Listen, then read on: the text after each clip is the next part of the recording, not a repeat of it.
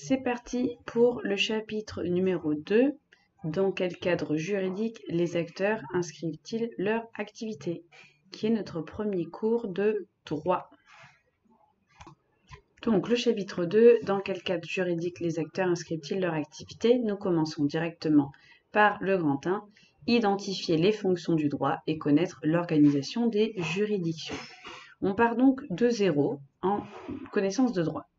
On va recommencer par la base de la base, par la Constitution française que vous avez dû étudier en histoire géo et que nous avions vu en classe. Je vous conseille toujours de regarder les vidéos de C'est pas sorcier qui sont très bien expliquées, et notamment celle sur la Révolution et la Constitution est super.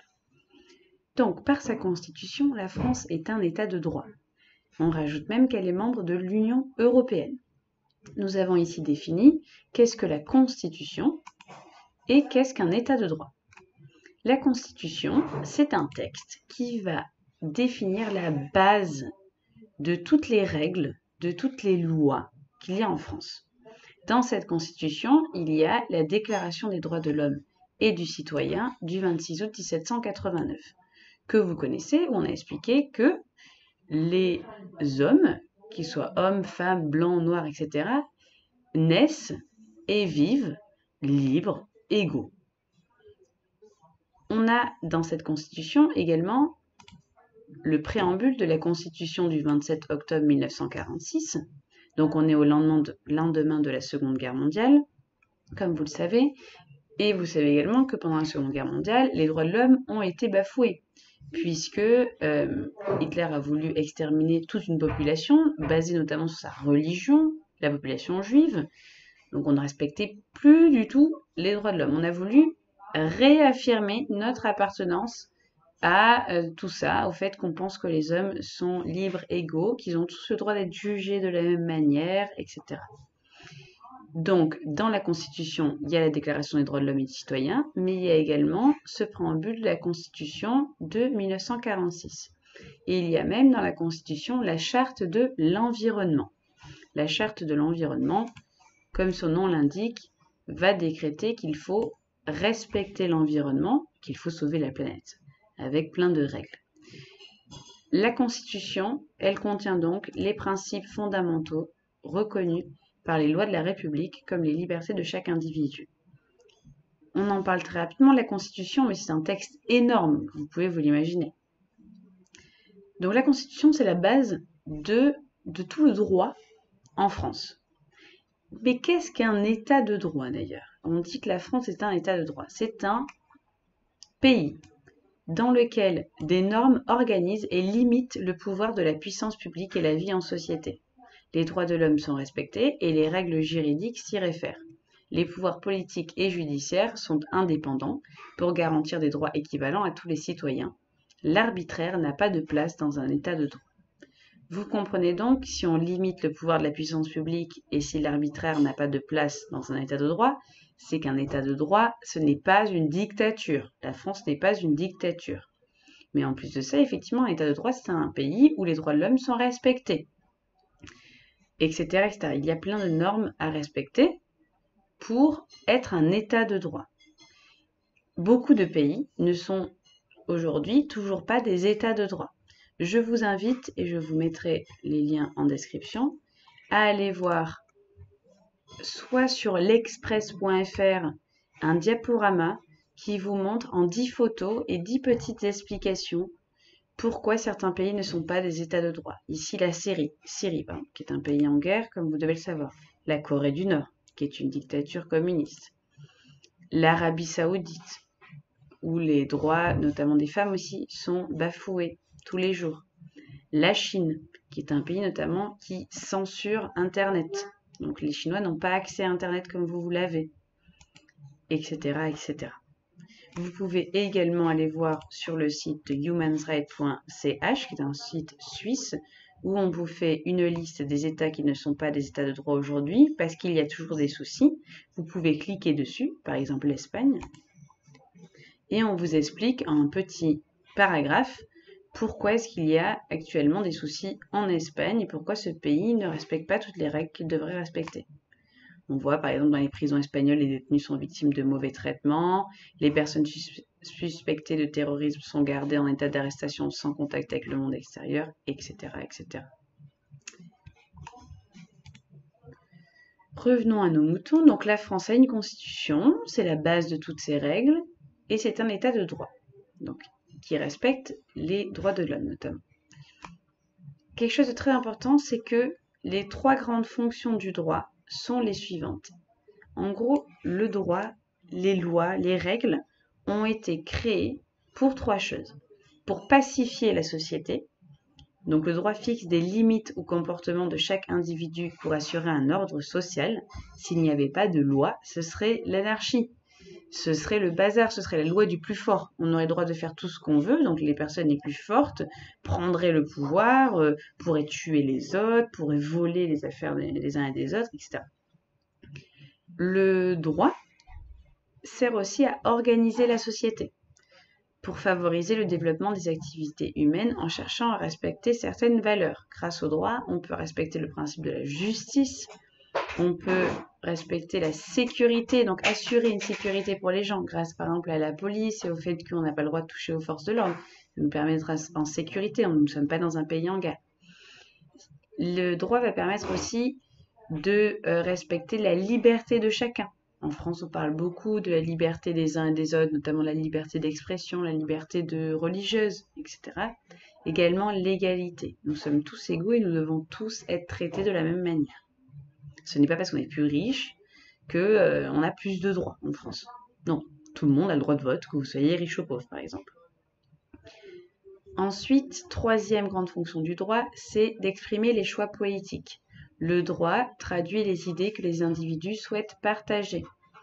C'est-à-dire qu'en France, nous avons le droit d'être contre un gouvernement actuellement au pouvoir. Et nous avons le droit de le dire. Nous avons le droit de faire partie d'un parti politique qui n'a pas les mêmes idées que le parti au pouvoir aujourd'hui.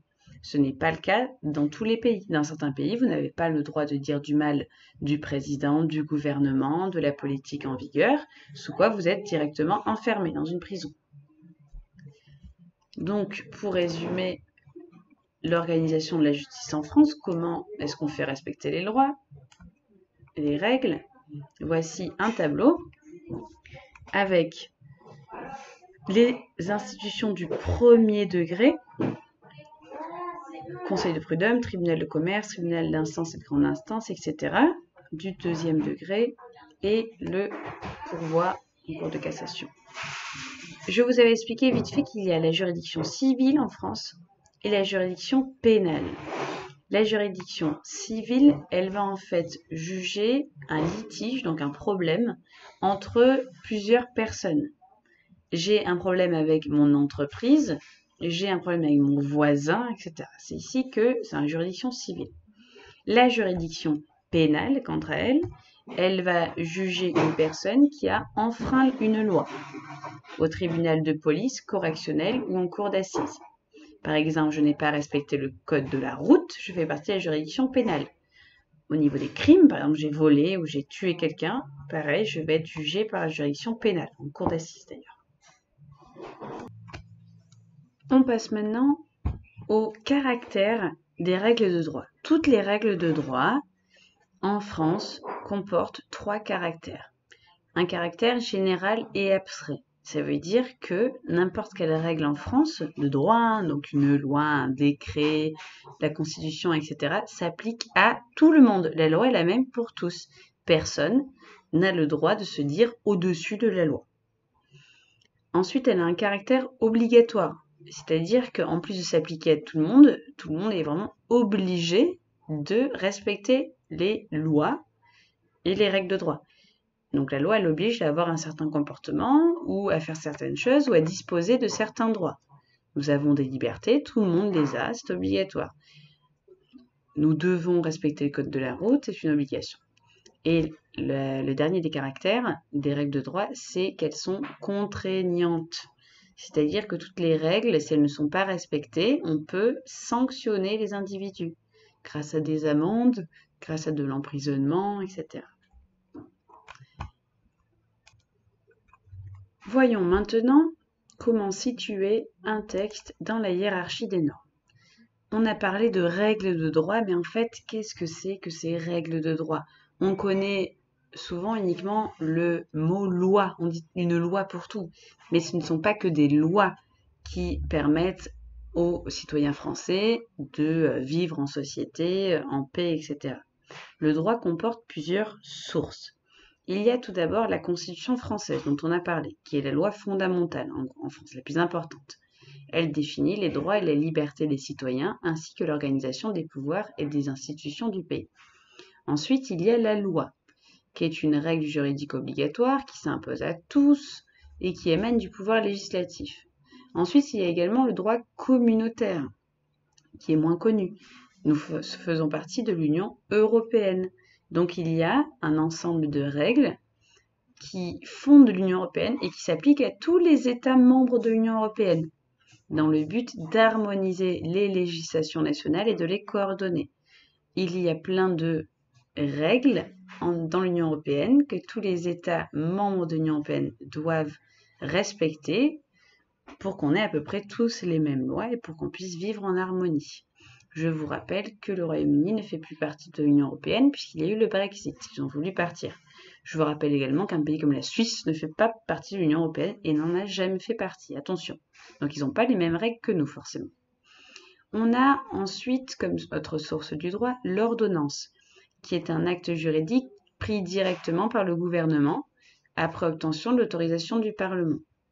On avait vu dans une vidéo de C'est pas sorcier que le Parlement, qui est constitué de l'Assemblée nationale et du Sénat, c'est le Parlement qui doit voter les lois, entre guillemets.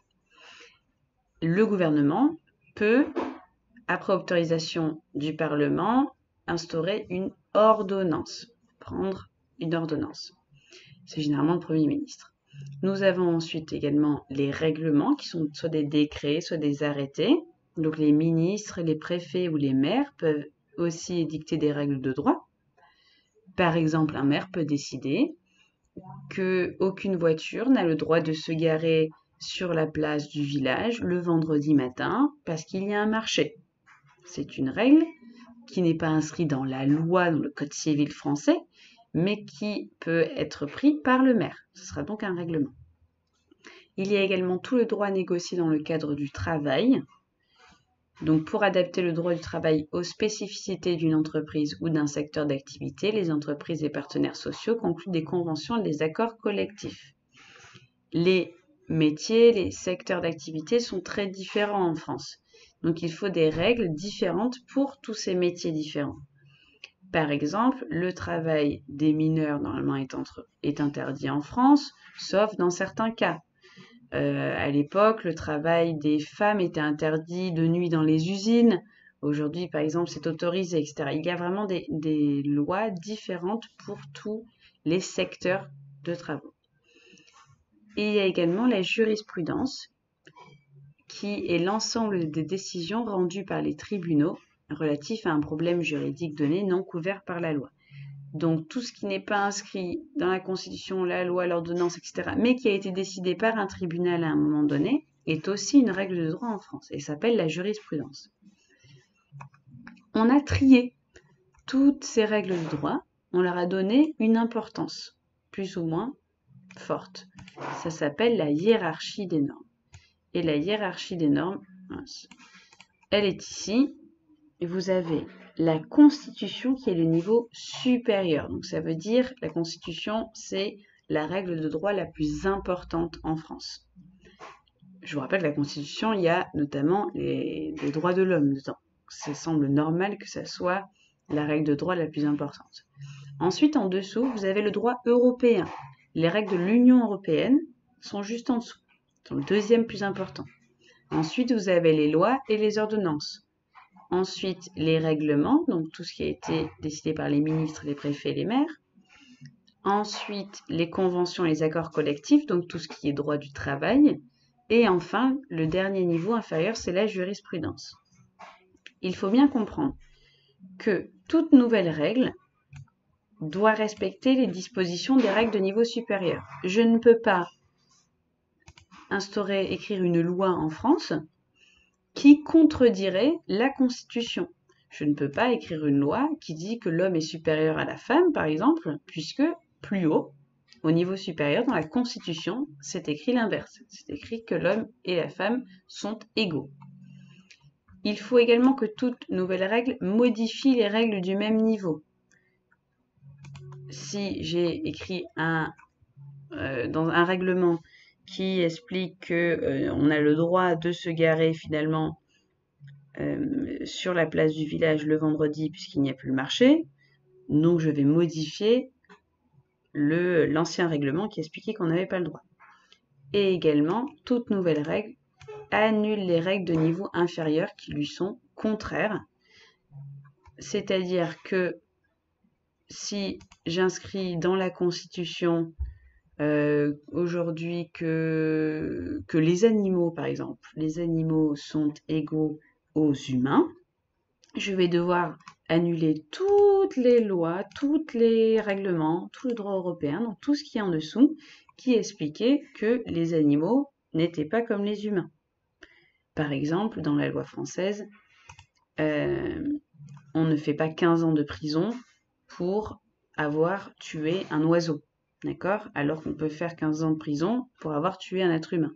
Donc si j'inscris dans la Constitution que les oiseaux et les êtres humains sont au même niveau, il va falloir que je change ma loi et que je mette qu'on peut prendre aussi 15 ans de prison pour avoir tué un oiseau.